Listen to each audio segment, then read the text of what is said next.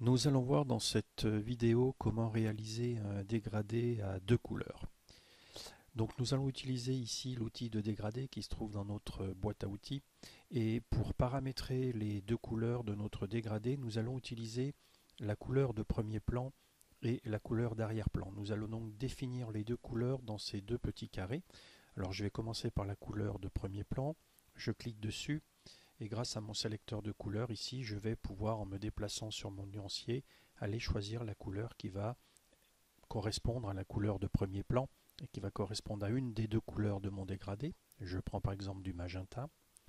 Je vais maintenant aller cliquer sur le carré qui se trouve derrière et je vais aller choisir la couleur qui va constituer ma deuxième couleur. Je vais prendre ici du orange et je fais donc maintenant OK. Voilà, je viens donc de définir ici les deux couleurs de mon dégradé. Je vais maintenant passer dans la palette d'options de mon dégradé et je vais aller cliquer ici sur le petit carré qui correspond au dégradé. Donc là, j'ai toute une bibliothèque de dégradés que Photoshop met à ma disposition, mais celui qui m'intéresse, c'est celui que je viens de créer qui correspond donc à la couleur de premier plan et d'arrière-plan. Je clique donc sur cette icône et je fais OK. Je vais maintenant ici dans mes options choisir un dégradé linéaire, donc je clique sur la première petite icône, je vérifie que l'opacité est à 100 et qu'il n'y a pas de transparence et que mon dégradé n'est pas inversé.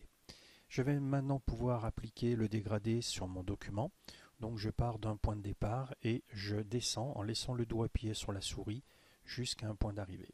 Et on s'aperçoit donc que le dégradé est extrêmement délié entre la couleur de départ et d'arrivée. Si je rapproche maintenant les deux points, celui de départ et d'arrivée, on s'aperçoit que le dégradé est beaucoup plus concentré sur sa transition. Je peux maintenant réaliser un dégradé dans tous les sens, horizontal, vertical ou oblique.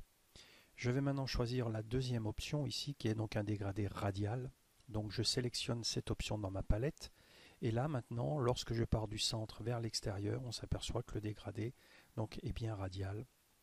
Donc là je peux partir du centre mais je peux décaler mon dégradé pour pouvoir avoir cet effet de dégradé absolument rond qui correspond donc au dégradé radial.